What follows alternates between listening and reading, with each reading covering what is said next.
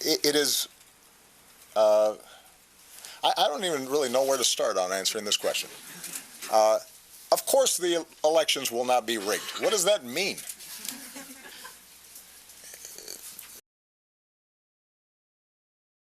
The reason it's called terrorism, as opposed to just a standard war, is that these are weak enemies that can't match us in conventional power. But what they can do is make us scared. And when societies get scared, uh, they can react in ways that undermine the fabric of our society. Uh, Hi, everybody. My name is Mike. This is my YouTube page, Mox News. Thanks for tuning in. Okay, so I want to address these two questions from President Obama. I guess one was a statement about the reason we call it terrorism, and then the other question about, you know, rigged election. What does that even mean? But we'll come back to that one. He says the reason that we call it terrorism is because this is a weak enemy. A weak enemy. This is a weak enemy. This is a weak enemy that we've been fighting for 15 years. 16 years. This is a weak enemy who the strongest military in the world, the only superpower in the world, can't begin to defeat. He says they cause terror. What do you think drone strikes do? I've heard the people in northern Pakistan, the children are just, day and night they hear drones up overhead, and they're just terrified by it. Just completely terrified. Mr. President, excuse me, Drone King. Um, they're a weak enemy that you can't defeat, that the Pentagon can't defeat. What the fuck is wrong with the brilliant minds in the Pentagon? Let's be real clear. The real terrorists are the people on the media. The media is clearly a government psychological operation against the American people meant to keep them in constant fear. Anything that we can use to make you think that we're in constant fear, that you should live your lives in constant fear. You need to teach your children to live in fear of your neighbors. Your neighbors could be terrorists stockpiling AK-47s. That's why we have to take away your rights to be able to defend against people, your neighbors who have AK-47s that are coming for your children. Every opportunity this president, Hillary Clinton, the Pentagon, gets the chance to terrorize the American public, they take it. Every single one. Why do you think that the, the United States flag has been at half-mast since September 11th? For fucking 16 years. The American flag, which is supposed to be flown high and proud, making a clear statement, freedom reigns here, instead has been at half-mast because of a weak enemy. Because of a weak enemy that's going to get your children. We have to keep the flag at half-mast as a constant fucking reminder that you should live in fear and constant terror. Isn't that right, Mr. President?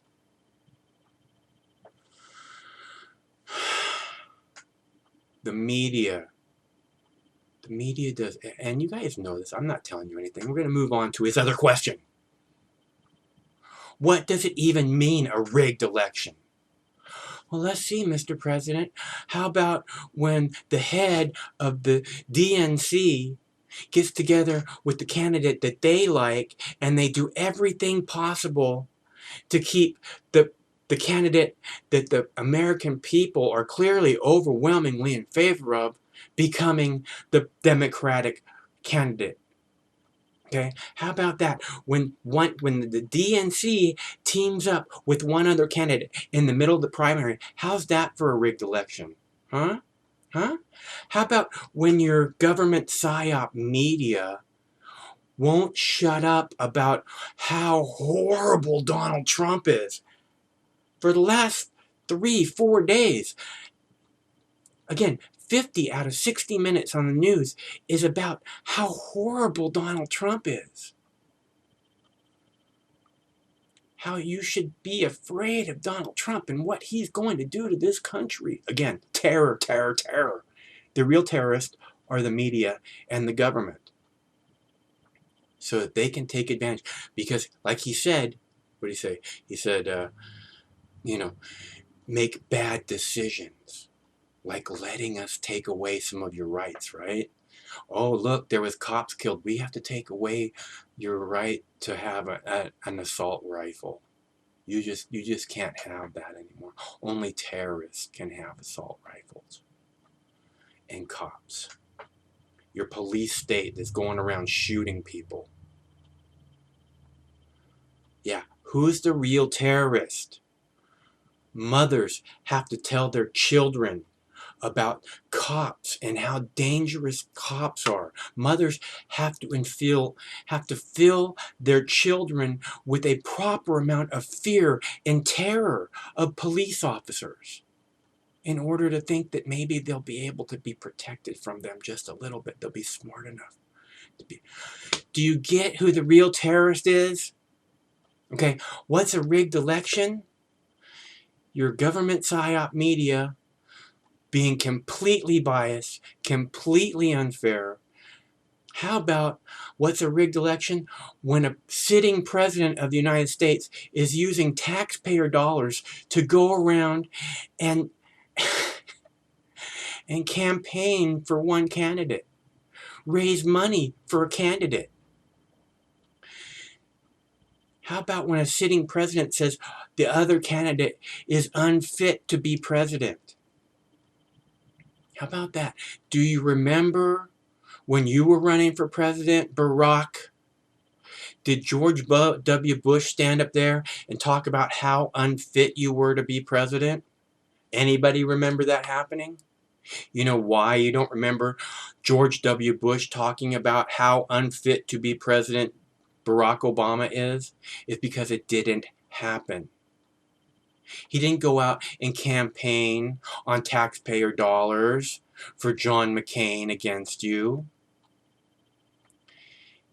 He didn't. Do you remember him saying anything about Hillary Clinton being unfit to be president? Barack, George W. Bush, when he was a sitting president, when he had the loudest microphone in the world, just like you do now, saying it, unfit to be president?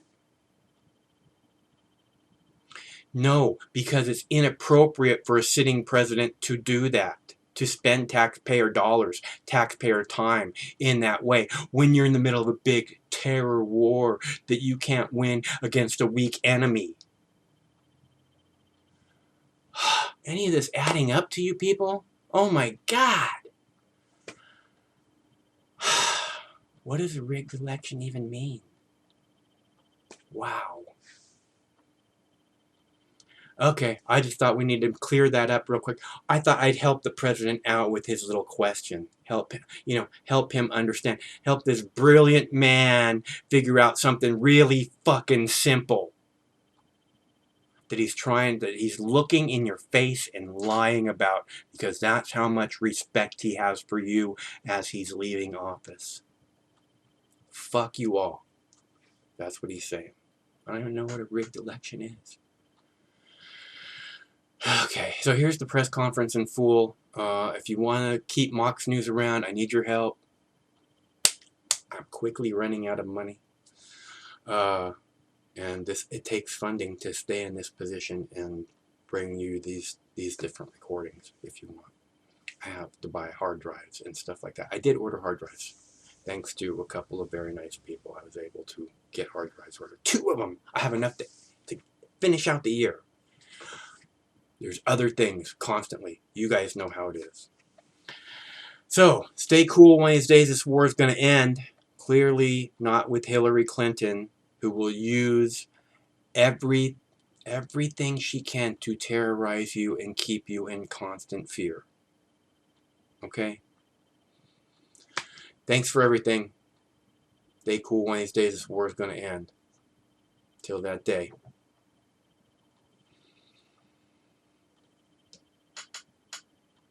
Groups like ISIL.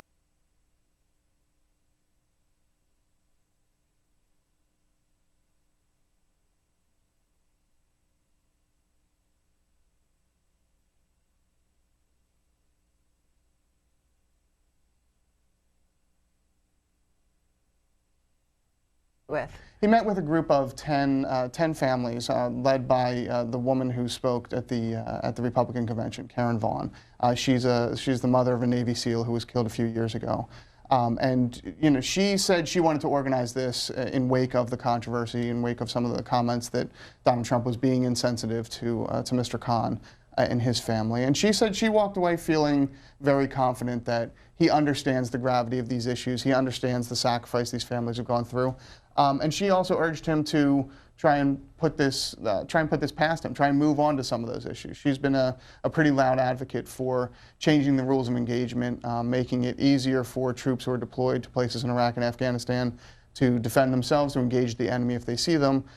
She's complained that the Obama administration has put too many restrictions on when they can fire back, who they can pursue, what they can go after. So that's an issue that she says she wants focused on, but what we're focused on is more of the issue of, you know, is this a sensitive comment? How is he responding? How is he talking about this? What is the state of Veterans Affairs Department, and what are these candidates saying about what they will do to address problems? So both of the candidates spoke at the Veterans of Foreign War Convention just last week, right at the beginning of the Democratic Convention. And we've got a pretty clear split in where the two candidates are going. Mr. Trump has said that he wants to focus more on providing more choice in terms of health care to veterans. He sees the VA as a broken mess right now, says it needs major reform, lots of firing, lots of new blood in there, and especially... Good afternoon, everybody. I just met again with my National Security Council on the campaign to destroy ISIL. I want to thank Secretary Carter and Chairman Dunford, who just returned from meetings with our coalition partners in the Middle East, for hosting us and for their continued leadership of our men and women in uniform. I last updated the American people on our campaign in June, shortly after the horrifying attack in Orlando. In the weeks since, we've continued to be relentless in our fight against ISIL. And on the ground in Syria and Iraq, ISIL continues to lose territory. Tragically, however, we have also seen that ISIL still has the ability to direct and inspire attacks. So we've seen terrible bombings in Iraq and in Jordan, in Lebanon, Saudi Arabia, Yemen, and Afghanistan, attacks on an Istanbul airport, a restaurant in Bangladesh, Bastille Day celebrations in a church in France, and a music festival in Germany. In fact, the decline of ISIL in Syria and Iraq appears to be causing it to shift to tactics that we've seen before, an even greater emphasis on encouraging high-profile terrorist attacks, including in the United States. As always, our military, diplomatic, intelligence, homeland security, and law enforcement professionals are working around the clock with other countries and with communities here at home to share information and prevent such attacks. And over the years, they've prevented many. But as we've seen, it is still very difficult to detect and prevent lone actors or small cells of terrorists who are determined to kill the innocent and are willing to die. And that's why, as we discussed today, we're going to keep going after ISIL aggressively across every front of this campaign. Our air campaign continues to hammer ISIL targets. More than 14,000 strikes so far, more than 100,000 sorties, including those hitting the ISIL core in Raqqa and in Mosul. And in stark contrast to ISIL, which uses civilians as human shields, America's armed forces will continue to do everything in our power to avoid civilian casualties. With our extraordinary technology, we're conducting the most precise air campaign in history. After all, it is the innocent civilians of Syria and Iraq who are suffering the most. And who need to be saved from ISIL's terror. And so when there are allegations of civilian casualties, we take them very seriously. We work to find the facts, to be transparent, and to hold ourselves accountable for doing better in the future. We continue to take out senior ISIL leaders and commanders. This includes ISIL's Deputy Minister of War, Bassem Muhammad al-Bajari, a top commander in Mosul, Hatim Talib al-Hamdani, and in yet another significant loss for ISIL, its Minister of War, Umar al-Shishani. None of ISIL's leaders are safe, and we're going to keep going after them. On the ground in Iraq, local forces keep pushing ISIL back. In a major success, Iraqi forces, with coalition support, finally liberated Fallujah. Now they're clearing ISIL fighters from more areas up the Euphrates Valley, and Iraqi forces retook the strategic air base at Qayyara, just 40 miles from Mosul, now the last major ISIL stronghold in Iraq. Given the success, the additional 560 U.S. support personnel that I ordered to Iraq last month will help turn this base into a logistical hub and launchpad for Iraqi forces as they push into Mosul. Meanwhile, in Syria, a coalition of local forces backed by our Special Operations Forces and airstrikes continues to take the fight to ISIL as well. The coalition is fighting its way into the town of Manbij, a gateway for ISIL fighters coming in and terrorists heading out to attack Europe, which is why ISIL is fighting hard to hold it. As ISIL is beaten back, we're gaining vast amounts of intelligence, thousands of documents, thumb drives, digital files, which we will use to keep destroying ISIL's networks and stop foreign fighters. We also continue to intensify our efforts against al-Qaeda in Syria, which, no matter what name it calls itself, cannot be allowed to maintain a safe haven to train and plot attacks against us. I do want to step back and note the broader progress that has been made in this campaign so far. 2 years ago, ISIL was racing across Iraq to the outskirts of Baghdad itself, and to many observers, ISIL looked invincible. Since then, in Iraq, ISIL has lost at the Manbij Dam, at Tikrit, at Beji, at Sinjar, at Ramadi, at Hit, at Rutbah, and now Fallujah. In Syria, ISIL's lost at Kobani and Tel Abyad, and the Tishrin Dam and al-Shaddadi. ISIL has lost territory across vast stretches of the border with Turkey and almost all major transit routes into Raqqa. And in both Iraq and Syria, ISIL has not been able to reclaim any significant territory that they have lost.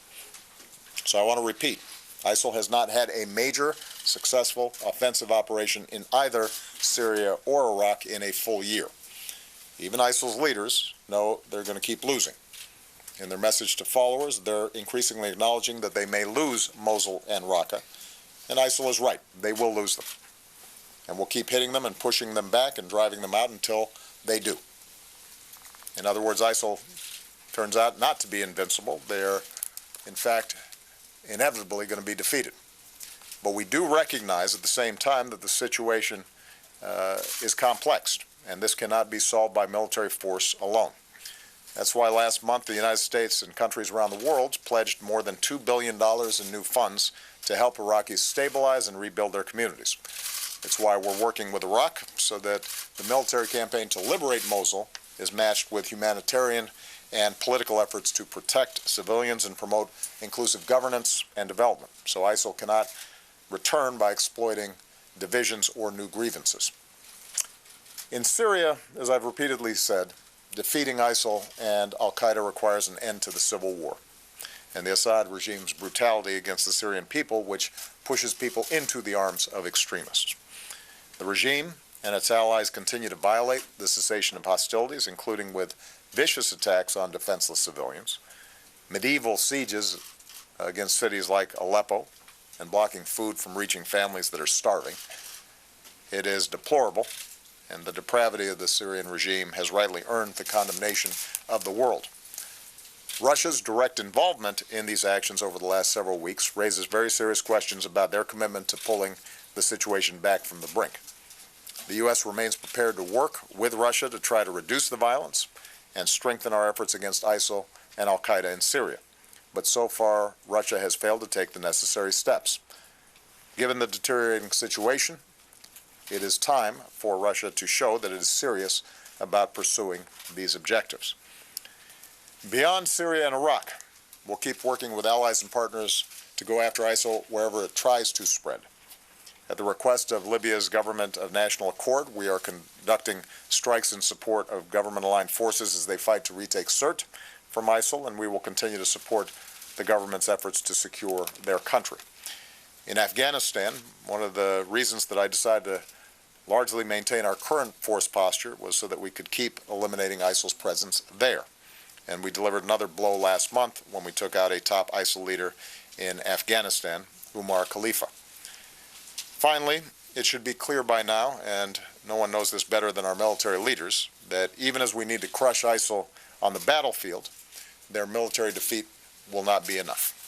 So long as their twisted ideology persists and drives people to violence, then groups like ISIL will keep emerging, and the international community will continue to be at risk in getting sucked into the kind of global whack-a-mole where we're always reacting to the latest threat or lone actor.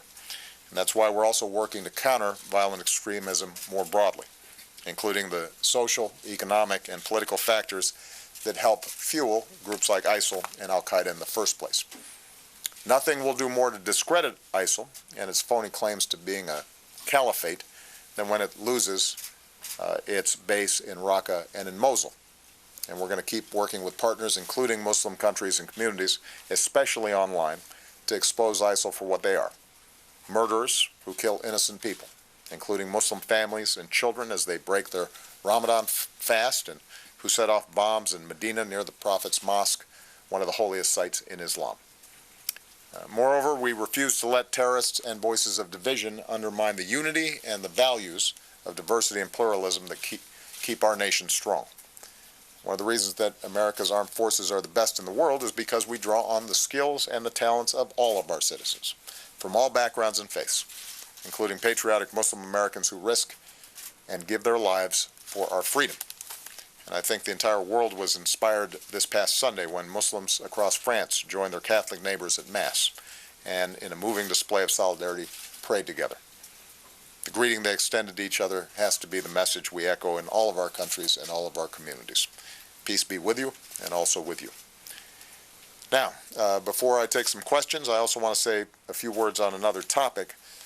As our public health experts have been warning for some time, we are now seeing the first locally transmitted cases of the Zika virus by mosquitoes in the continental United States. This was predicted and predictable. So far, we've seen 15 cases in the Miami area. We're taking this extremely seriously. Our CDC experts are on the ground working shoulder to shoulder with Florida health authorities. There's a very aggressive effort underway to control mosquitoes there, and pregnant women have been urged to stay away from the particular neighborhood that we're focused on. We'll keep working as one team, federal, state, and local, to try to slow and limit the spread of the virus. I do want to be very clear, though. Our public health experts do not expect to see the kind of widespread outbreaks of Zika here that we've seen in Brazil or in Puerto Rico. The kind of mosquitoes that are most likely to carry Zika are limited to certain regions of our country. But we cannot be complacent, because we do expect to see more Zika cases. And even though the symptoms for most people are mild, many may never even know that they have it, we've seen that the complications for pregnant women and their babies can be severe. So I again want to encourage every American to learn what they can do to help stop Zika by going to cdc.gov. In addition, Congress needs to do its job. Fighting Zika costs money. Helping Puerto Rico deal with its Zika crisis costs money. Research into new vaccines. And by the way, NIH just announced the first clinical trials in humans. That costs money. And that's why my administration proposed an urgent request for more funding back in February. Not only did the Republican-led Congress not pass our request, they worked to cut it. And then they left for summer recess without passing any new funds for the fight against Zika. Meanwhile, our experts at the NIH and CDC, the folks on the front lines, have been doing their best in making do by moving funds from other areas. But now the money that we need to fight Zika is rapidly running out. The situation is getting critical. For instance, without sufficient funding, NIH clinical trials, and the possibilities of a vaccine, which is well within reach, could be delayed. So this is not the time for politics.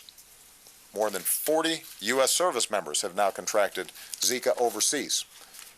In 50 U.S. states, we know of more than 1,800 cases of Zika connected to travel to infected areas, and that includes nearly 500 pregnant women.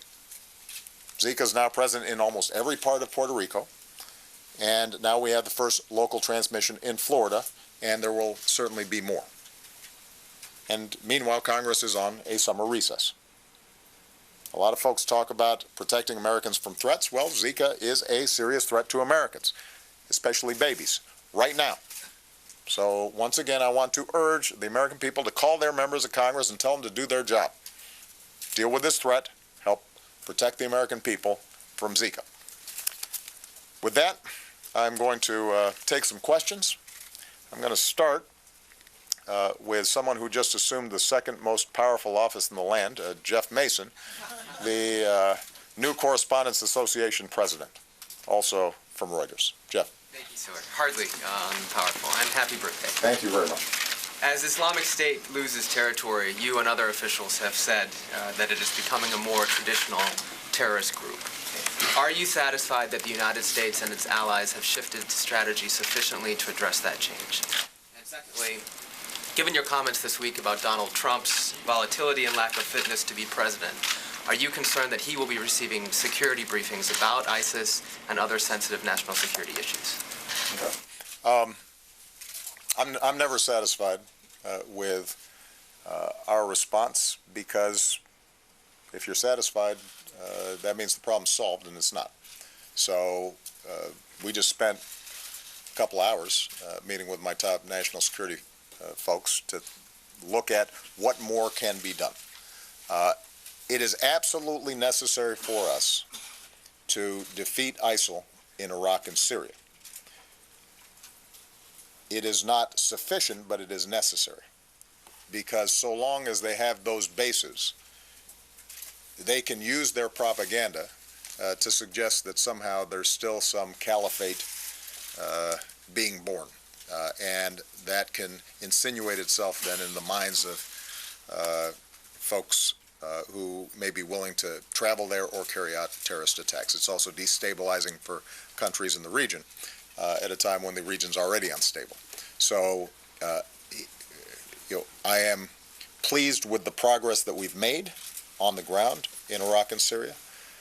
We're far from freeing Mosul and Raqqa, but what we've shown is that when it comes to conventional fights, ISIL can be beaten with partners on the ground, so long as they've got the support from coalition forces that we've been providing.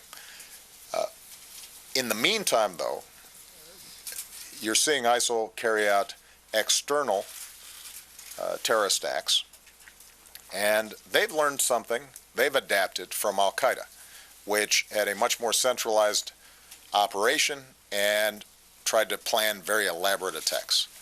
And what ISIL has figured out is that if they can convince a handful of people, or even one person, to carry out an attack on a subway or at a parade or some other public venue and kill scores of people as opposed to thousands of people, it still creates the kinds of fear and concern that elevates their profile. So in some ways, rooting out these networks for smaller, less complicated attacks is tougher, because it doesn't require as many resources on their part or preparation. But it does mean that we've got to do even more to generate the intelligence and to work with our partners in order to degrade those networks. And the fact is that those networks will probably sustain themselves even after ISIL is defeated in Raqqa and Mosul. But what we've learned from our efforts to defeat al-Qaeda is that if we stay on it, our intelligence gets better, and we adapt as well. And eventually, we will dismantle these networks also. This is part of the reason why, however, it is so important for us to keep our eye on the ball and not panic, not succumb to fear, because ISIL can't defeat the United States of America or our NATO partners. We can defeat ourselves, though, if we make bad decisions.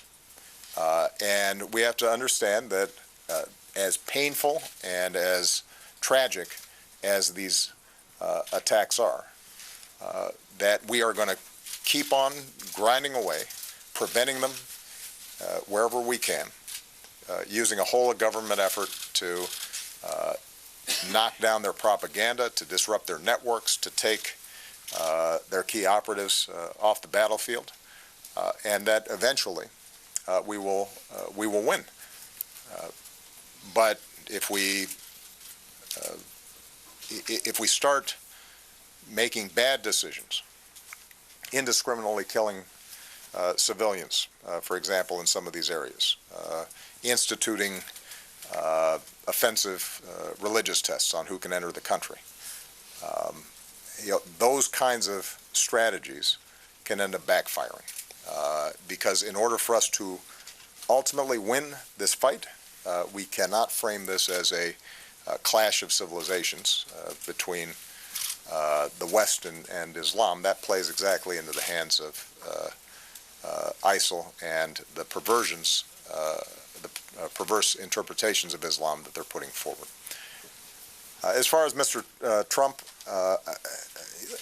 we are going to go by the law, which is that, and both the tradition and the law, that if somebody's the nominee, the Republican nominee for president, they need to get a security briefing so that if they were to win, they are not starting from scratch in terms of being prepared for this office.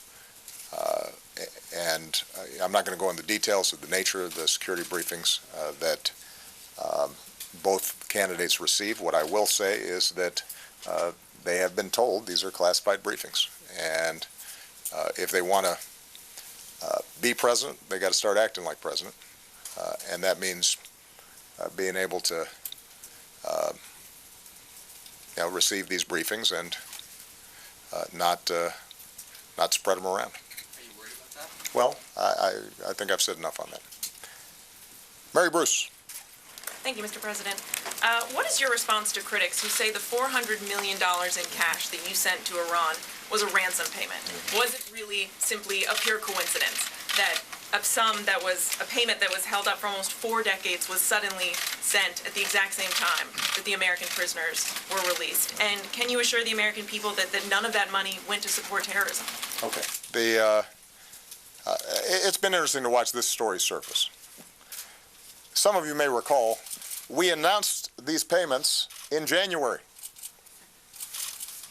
many months ago. There wasn't a secret. We announced them to all of you. Josh did a briefing on them. This wasn't some nefarious deal.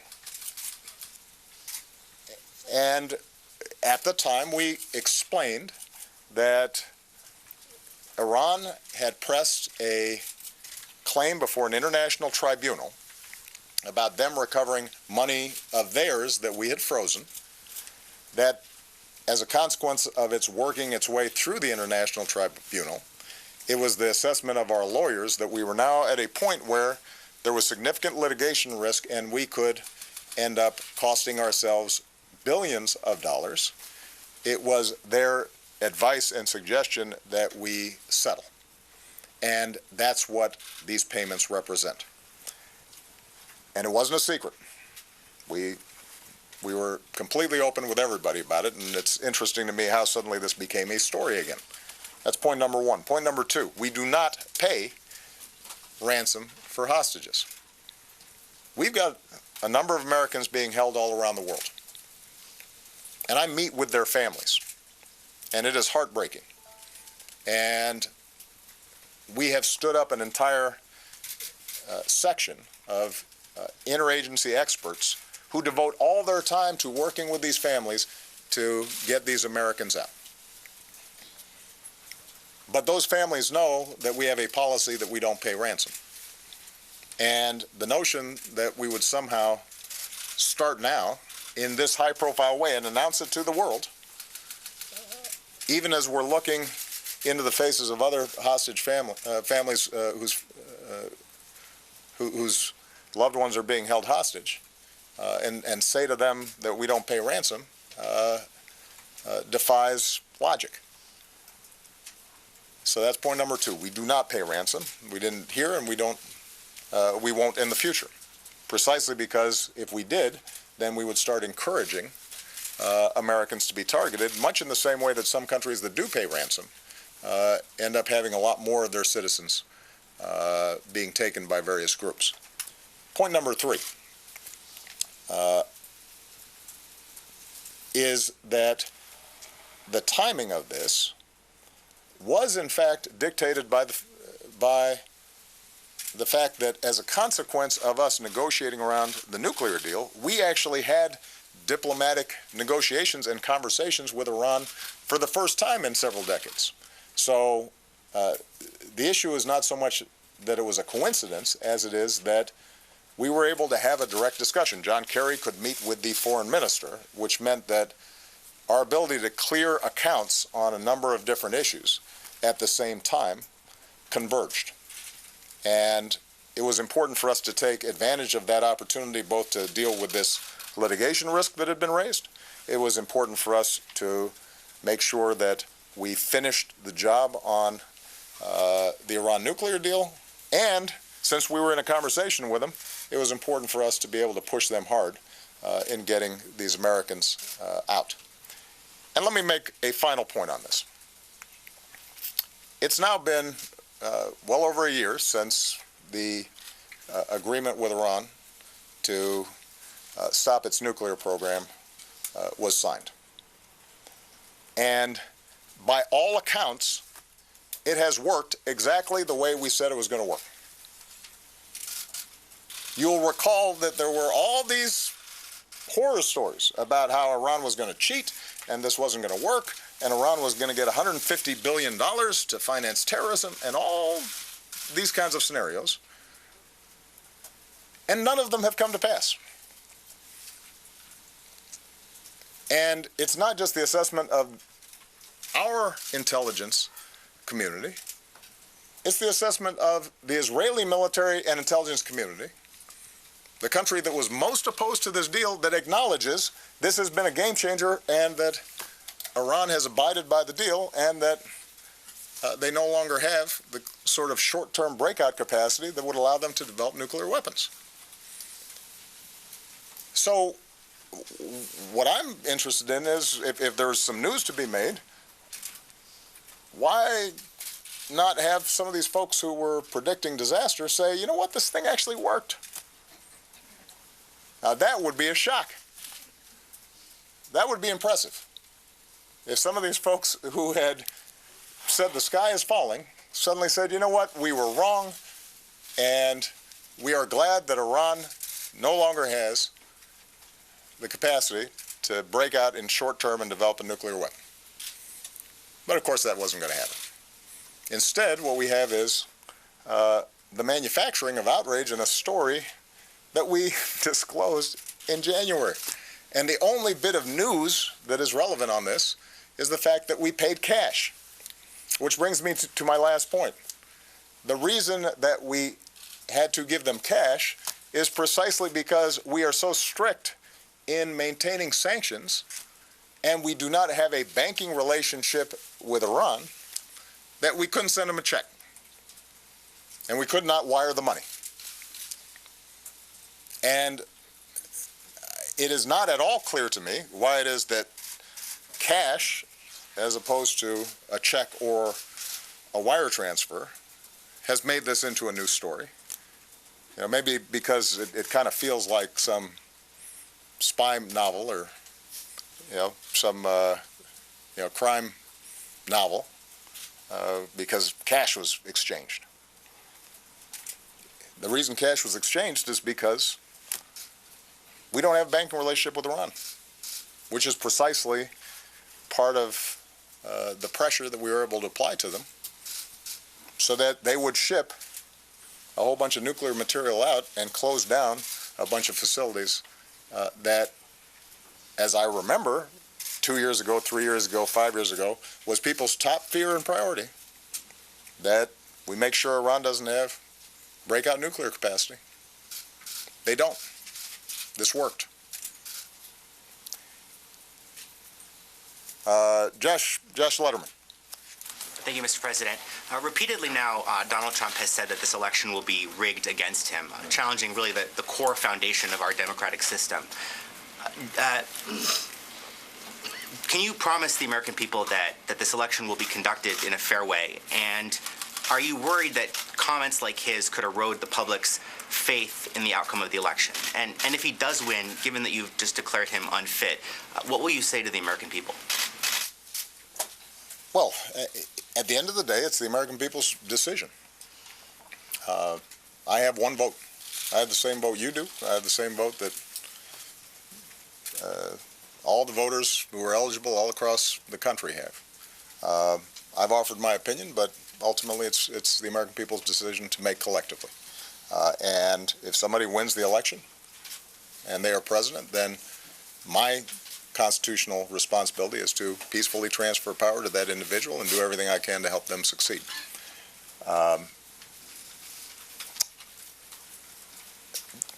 It is, I don't even really know where to start on answering this question. Of course the elections will not be rigged. What does that mean? The federal government doesn't run the election process.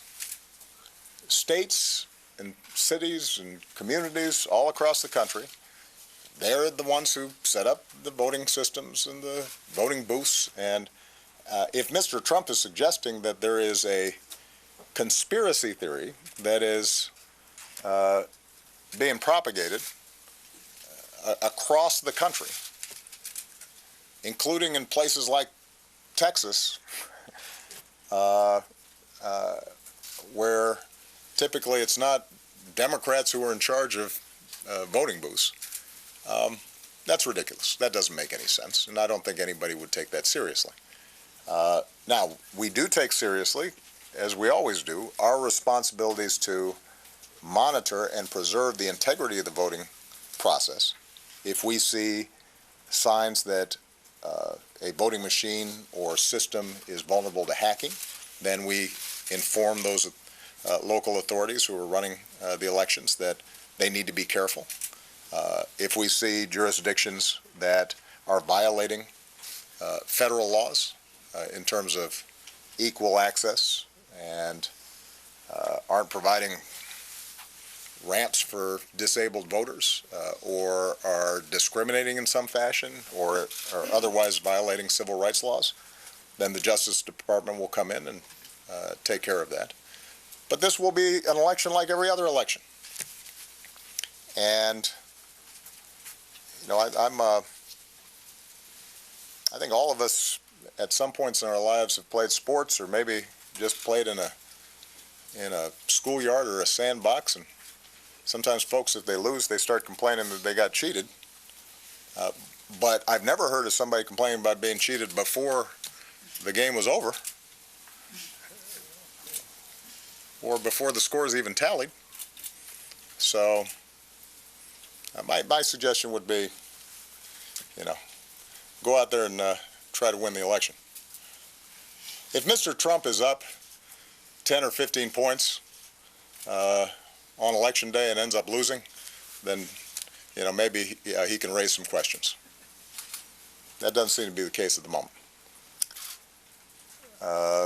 Barbara Starr. Thank you, Mr. President. On the question of ISIS expansion that you've been talking about, because you see them expanding around the world, because you see them trying to inspire attacks, what is your current level of concern about the homeland? You talked about the protection measures, but what is your assessment about the possibility, your own intelligence advisors suggest it's possible, about the direct ISIS threat to Americans? And if I may follow up somewhat along the same lines, what is your assessment today as you stand here about whether Donald Trump can be trusted with America's nuclear weapons?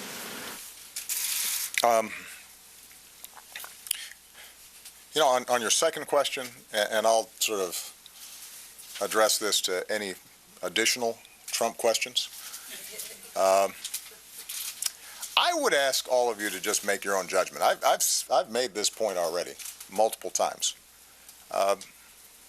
Just listen to what Mr. Trump has to say and make your own judgment with respect to how confident you feel about his ability to manage things like our nuclear triad. With respect, sir, it suggests that you're not confident. Well, as I recall, I just answered a question about this a couple days ago, and I thought I made myself pretty clear. And I don't want to just keep on repeating it or a variation on it. I obviously have a very strong opinion about the two candidates who are running here. One is very positive, and one is not so much. And I think that you will just hear any further questions that are directed to this subject. I think you'll hear pretty much variations on the same theme. What I can say is that this is serious business, and the person who is in the Oval Office and who our Secretary of Defense and our Joint Chiefs of Staff and our outstanding men and women in uniform report to. They are counting on somebody who has the temperament and good judgment to be able to make decisions to keep America safe. And that should be very much on the minds of voters when they go into the voting booth in November. In terms of the threat that ISIL poses to the homeland, I think it is serious. We take it seriously. And as I said earlier, precisely because they are less concerned about big, spectacular 9/11 style attacks, because they've seen the degree of attention they can get with smaller scale attacks using small arms or assault rifles, or in the case of Nice, France, a truck. The possibility of either a lone actor or a small cell carrying out an attack that kills people is real. And that's why our intelligence and law enforcement and military officials are working around the clock to try to anticipate potential attacks, to obtain the threads of people who might be vulnerable to brainwashing by ISIL. We are constrained here in the United States to carry out this work in a way that's consistent with our laws and presumptions of innocence.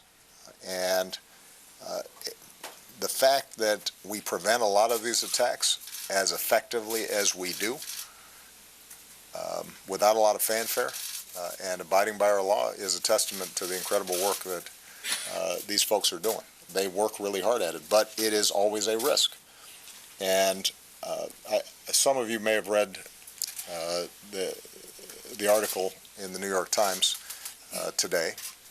I guess it came out last night online, about this individual in Germany who had confessed and given himself up, and then explained his knowledge of how ISIL's networks worked. There was a paragraph in there that some may have caught, which we don't know, for a fact that this is true, but according to this reporting, the individual indicated that ISIL recognizes it's harder to get its operatives into the United States. But the fact that we have what he referred to as open gun laws meant that anybody, as long as they didn't have a criminal record that barred them from purchase, could go in and buy weapons. That made sort of a homegrown extremist strategy more attractive to them. And those are the hardest to stop because, by definition, if somebody doesn't have a record, if it's not triggering something, it means that anticipating their actions becomes that much more difficult. And this is why the military strategy that we have in Syria and Iraq is necessary, but it is not sufficient. We have to do a better job of disrupting networks, and those networks are more active in Europe than they are here, but we don't know what we don't know, and so it's conceivable that there are some networks here that could be activated. But we also have to get to the messaging that can reach a troubled individual over the internet and do a better job of disrupting that. And what I've told my team is that although we've been working on this now for 5, 6, 7 years, we've got to put more resources into it. This can't be an afterthought. It's something that we have to really focus on. This is also why how we work with the Muslim American community, the values that we affirm about their patriotism and their sacrifice, and our fellow feeling with them is so important. One of the reasons that we don't have networks and cells that are as active here as they are in certain parts of Europe is because the Muslim American community in this country is extraordinarily patriotic and largely successful and fights in our military and serves as our doctors and our nurses. And there are communities in which they are raising their kids with love of country and a rejection of violence, and that has to be affirmed consistently. And if we screw that up, then we're going to have bigger problems. Gregory Corti of USA Today. There you go. Yesterday, you commuted the sentences of 214 federal inmates. It was the largest single-day grant of commutations in the history of the American presidency. So I wanted to ask you a couple of questions about your clemency thought process. One is, you've talked about this as low-level drug offenders who got mandatory minimum sentences. But about a quarter of the commutations you've granted also had firearms offenses. Given your overall philosophy on firearms, can you reconcile that for us? Sure. And given that previously in your presidency you had sent a memo to the Office of Pardon Attorney saying there was a sort of a predisposition against firearms being carried into clemency, why did you change your mind on that? Sure. Also, the other side of the ledger here is pardons. You've granted more commutations than any president since Calvin Coolidge. You've granted fewer pardons than any two-term president since John Adams. Right. Why is that?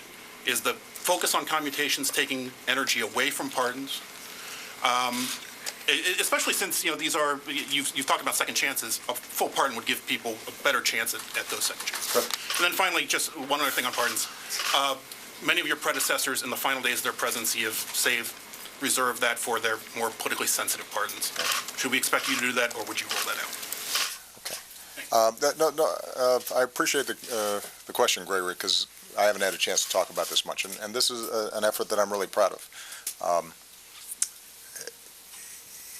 It is my view, shared by Democrats and Republicans alike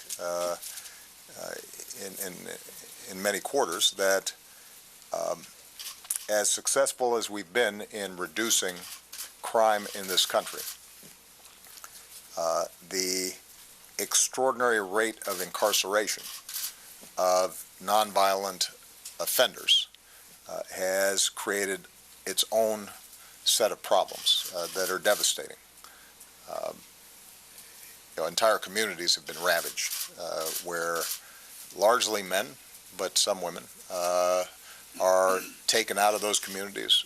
Kids are now growing up without parents. It perpetuates a cycle of poverty and disorder in their lives. It is disproportionately young men of color that are being arrested at higher rates, charged and convicted at higher rates, and imprisoned for longer sentences.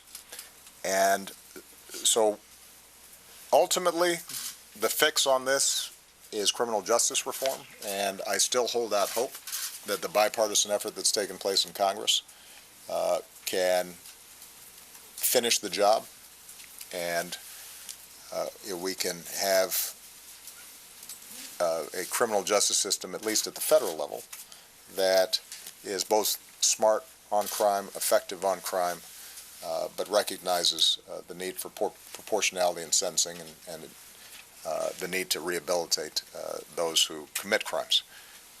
But even as that slow process of criminal justice reform goes forward, what I wanted to see is if we could reinvigorate the pardon process and commutation process that had become stalled over the course of several years, partly because it's politically risky. You commute somebody and they commit a crime, and the politics of it are tough, and everybody remembers the Willie Horton ad. And so the bias, I think, of my predecessors and, frankly, a number of my advisors early in my presidency is be careful about that. But I thought it was very important for us to send a clear message that we believe in the principles behind criminal justice reform, even if ultimately we need legislation. So we have focused more on commutations than we have on pardons. I would argue, Gregory, that by the time I leave office, the number of pardons that we grant will be roughly in line with what other presidents have done. But standing up this commutations process has required a lot of effort, a lot of energy, and it's not like we got a new slug of money to do it. So you've got limited resources. The primary job of the Justice Department is to prevent crime and to convict those who have committed crimes and to keep the American people safe. And that means that you've had this extraordinary and Herculean effort by a lot of people inside the Justice Department to go above and beyond what they're doing to also review these petitions that have been taking place. And we've been able to get bar organizations around the country to participate, to kind of screen and help people apply. And what the main criteria that I've tried to set is if under today's laws, because there have been changes in how we charge nonviolent drug offenses, if under today's charges their sentences would be substantially lower than the charges that they received, if they got a life sentence but a U.S. attorney or the Justice Department indicates that today they'd be likely to get 20 years and they've already served 25, then what we try to do is to screen through and find those individuals who have paid their debt to society, that have behaved themselves and tried to reform themselves while incarcerated, and we think have a good chance of being able to use that second chance well. On the firearms issue, what I've done is to try to screen out folks who seem to have a propensity for violence. And these are just hypotheticals, but there may be a situation where a kid at 18 was a member of a gang, had a firearm, did not use it in the offense that he was charged in. There's no evidence that he used it in any violent offense. It's still a firearms charge and enhancement, but he didn't use it. He's now 48 or 38, 20 years later, and has a unblemished prison record. has gone back to school, gotten his GED, has gone through drug treatment, has the support of the original judge that presided, the support of the U.S. attorney that charged him, support of the warden, has a family that... In that situation, the fact that he had 20 years earlier an enhancement because he had a firearm is different than a situation where somebody is engaged in armed robbery and shot somebody. In those cases, that is still something that that I'm concerned about. Our focus really has been on people who we think were overcharged and people who we do not believe have a propensity towards violence. And in terms of your last question about sort of last-minute pardons that are granted, the process that I've put in place is not going to vary depending on how close I get to the election. So it's going to be reviewed by the pardon attorney. It'll be reviewed by my White House counsel, and I'm going to, as best as I can, make these decisions based on the merits as opposed to political considerations. Okay. And finally, Jim Malashevsky is retiring after 30 years at NBC. He's done an outstanding job, mostly covering the Department of Defense. This may be my last press conference here, so I just wanted to thank Jim for the extraordinary career that he's had and the great job that he's done. And he gets the last question. Thank you very much, Mr. President. First, back to ISIS and Iraq and Syria. Your very own National Counterterrorism Operation has found that despite all the decisive defeats that the U.S. and coalition have dealt ISIS on the battlefield, that they've expanded their threat worldwide to include as many as 18 operational bases. In the 6 years you've been dealing, do you feel any personal disappointment that there hasn't been more progress? And in any discussions you've had with the U.S. military and your intelligence agencies, have you come up with any new ideas on how to deal or defeat ISIS?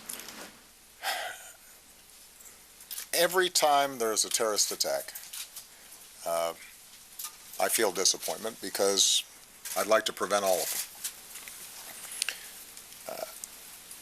And that's true not just when the attacks are in Europe or in the United States. When you read stories about attacks in Lebanon or Iraq or Afghanistan or distant parts of the world that don't get as much attention, they get my attention because that's somebody's kid and that's somebody's mom and that's somebody who was just going about his business. And mindlessly, senselessly, this person was murdered. So I haven't gotten numb to it. It bugs me whenever it happens and wherever it happens. And we are constantly pushing ourselves to see, are there additional ideas that we can deploy to defeat this threat? Now, it is important that we recognize terrorism as a tactic has been around for a long time. And if you look at the 70s or the 80s or the 90s, there was some terrorist activity somewhere in the world that was brutal. And as much as I would like to say that during my 8-year presidency we could have eliminated terrorism completely, it's not surprising that that hasn't happened, and I don't expect that will happen under the watch of my successors. I do think that because of our extraordinary efforts, the homeland is significantly safer than it otherwise would be. Now, in some ways this is arguing the counterfactuals, but the attacks we prevent, I take great satisfaction in, and I am grateful for the extraordinary work that our teams do. I don't think there's any doubt that had we not destroyed Al-Qaeda in the Fatah, that more Americans would have been killed. And we might have seen more attacks like we saw on 9/11. And we have maintained vigilance, recognizing that those threats still remain, those aspirations in the minds of these folks still remain. But it is much harder for them to carry out large-scale attacks like that than it used to be. What we have seen is that these lower-level attacks carried out by fewer operatives for an individual with less sophisticated and less expensive weapons can do real damage. And that, I think, points to the need for us to not just have a military strategy, not just have a traditional counterterrorism strategy that's designed to bust up networks and catch folks before they carry out their attacks, although those still are necessary, and we have to be more and more sophisticated about how we carry those out. It still requires us to have much greater cooperation with our partners around the world. But it points to the fact that we're going to have to do a better job in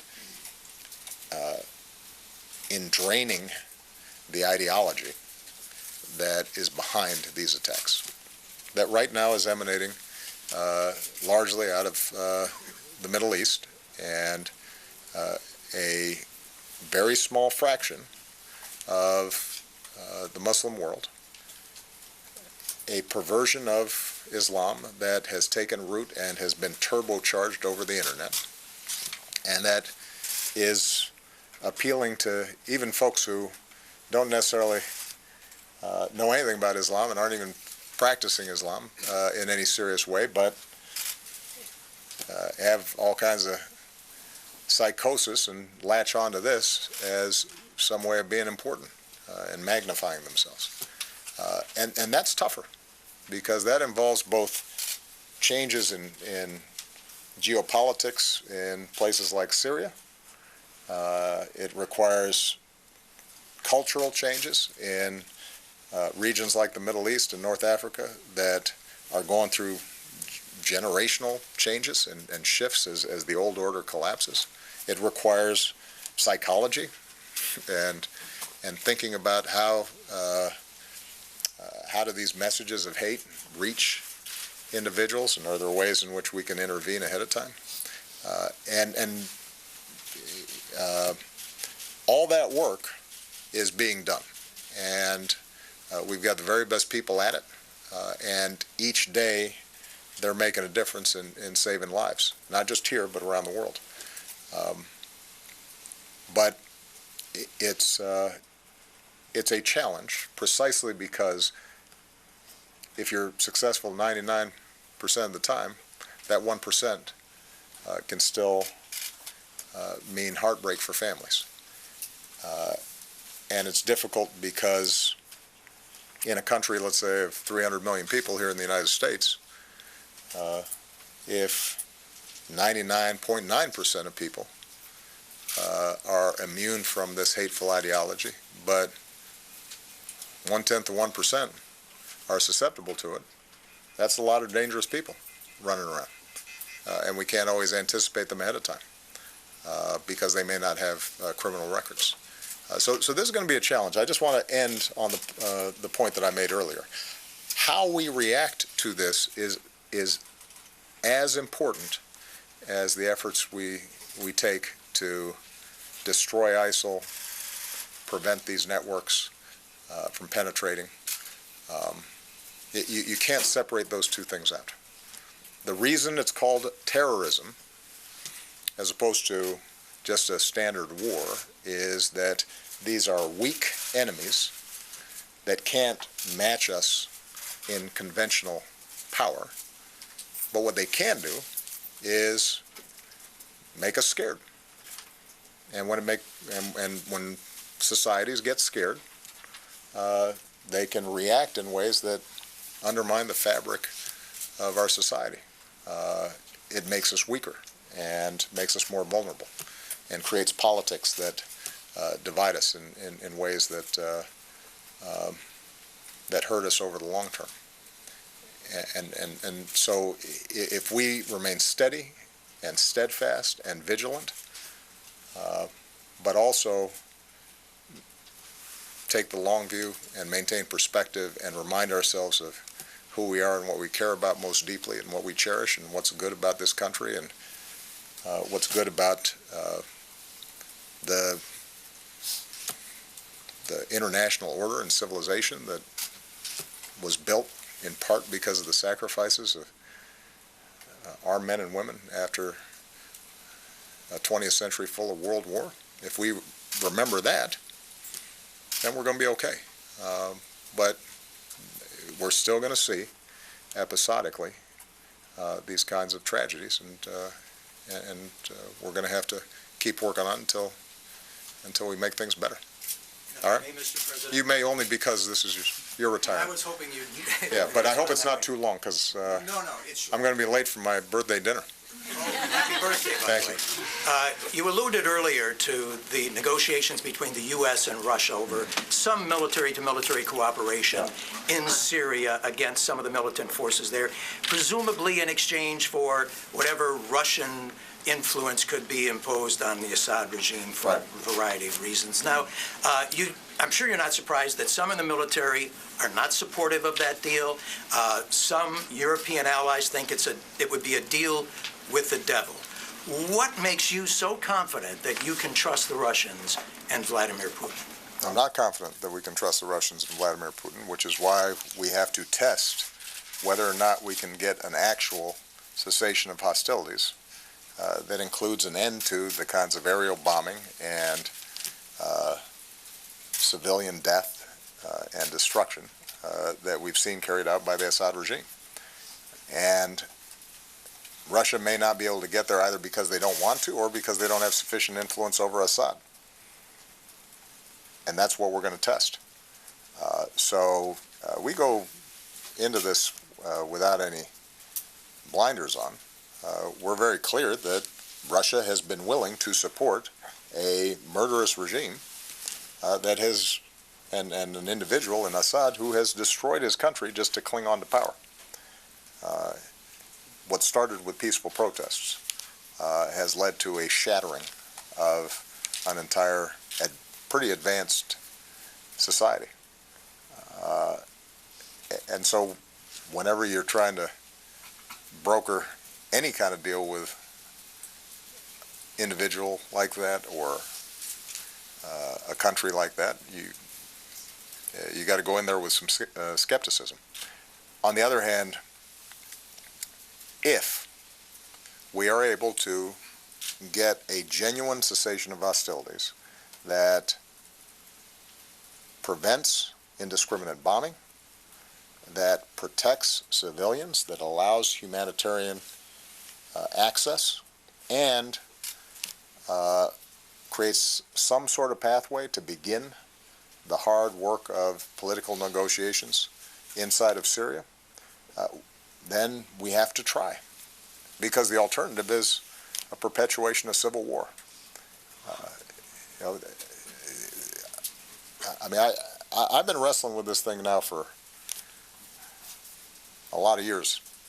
I am pretty confident that a big chunk of my gray hair comes out of my Syria meetings. And there is not a meeting that I don't end by saying, is there something else we could be doing that we haven't thought of? Is there a plan F, G, H that we think would lead to a resolution of this issue so that the Syrian people can put their lives back together again, and we can bring peace and relieve the refugee crisis that's taken place? And the options are limited when you have a civil war like this, when you have a ruler who doesn't care about his people when you've got terrorist organizations that are brutal and would impose their own kind of dictatorship on people, and you have a moderate opposition and ordinary civilians who are often outgunned and outmanned. And you know, that's a very difficult situation to deal with. But we've got to give it a chance. There are going to be some bottom lines that we expect for us to cooperate with Russia beyond the sort of deconfliction that we're currently doing, and that means restraint on the part of the regime that so far has not been forthcoming. You know, early on in this version of the cessation of hostilities, we probably saw some lives saved and some lessening of violence. The violations of this cessation have grown to the point where it just barely exists, particularly up in the northwestern part of the country. So we're going to test and see if we can get something that sticks. And if not, then Russia will have shown itself very clearly to be an irresponsible actor on the world stage that is supporting a murderous regime, and we'll have to answer to that on the international stage. All right? Thank you very much, everybody.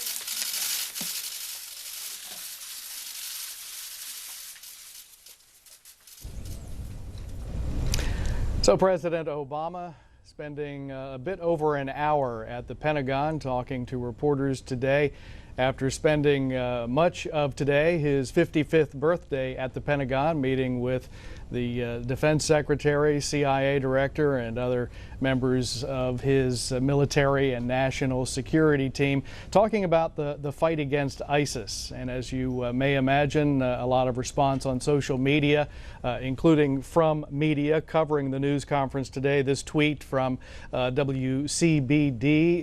quoting the president from early on in his news conference, saying that none of ISIL's leaders are safe and we're going to keep going after them. Meanwhile, this from the House Foreign Affairs Committee chaired by Ed Royce, saying that Obama administration's $400 million payment to Iran sets a terrible precedent. The president responding to several questions about that $400 million payment today as he fielded questions about ISIS, the Iranians, and other national security issues. If you missed any of today's press briefing at the Pentagon with the president